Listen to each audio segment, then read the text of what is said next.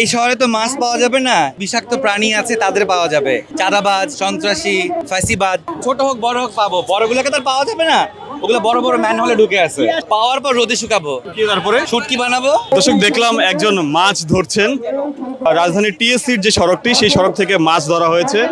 ভাইয়ের কাছে একটা প্রশ্ন আছে, ভাই কি ধরেছেন জাল থেকে? ঝাঁকি জাল। কি পেয়েছেন? এই শহরে তো মাছ পাওয়া যাবে না, কিছু বিষাক্ত প্রাণী আছে তাদের পাওয়া যাবে। চাঁদাবাজ, সন্ত্রাসী, ফাঁসিবাদ, যেহেতু পরিষ্কার নিধন কাজ হিসেবে বেছে নিয়েছি, জাল দিয়ে, ঝাঁকি জাল দিয়ে পলিথিন বের করব ওয়েস্ট বিন থেকে। যে এই যে আমরা ঢং করে পানিকে থ্রো করি, ড্রেনেজের পানি আটকা, মানে বর্ষার দিনে পানি আটকা যায় না, তো শহর ডুবে যায়। তো এগুলোকে ক্লিন করার চেষ্টা করছে এবং সেই সাথে কিছু চাঁদাবাজ ধরার চেষ্টা করছে। কি করবেন? আপনারা তো আমাকে ঝাঁকি জালটা মারার সুযোগই দেন নাই, দেখি না কোথায় লুকিয়ে আছে। নিশ্চয়ই পাবো, ছোট হোক বড় হোক পাবো, বড়গুলোকে তো আর পাওয়া যাবে না। ওগুলো বড় বড় ম্যান হলে ঢুকে আছে। আশা করছেন পাবেন কিনা? ইনশাল্লাহ, আমি আশাবাদী। ভাই এদেরকে কি করবেন আপনি ধরে? পাওয়ার পর রোদে শুকাবো, কি তারপরে শুটকি বানাবো।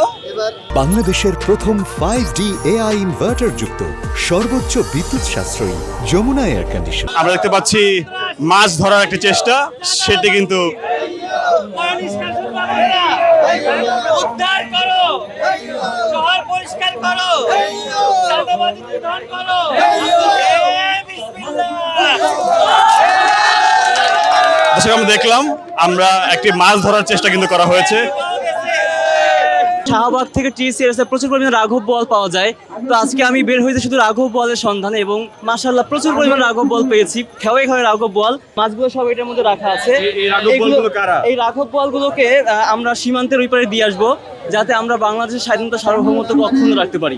এটা শহীদ ওসমান হাদি আমাদের শিখিয়ে গিয়েছেন যে নববর্ষ শুধু একটা নির্দিষ্ট শ্রেণীর উৎসব না, এইটাকে বাংলার সর্বস্তরের মানুষের উৎসবে পরিণত করতে হবে।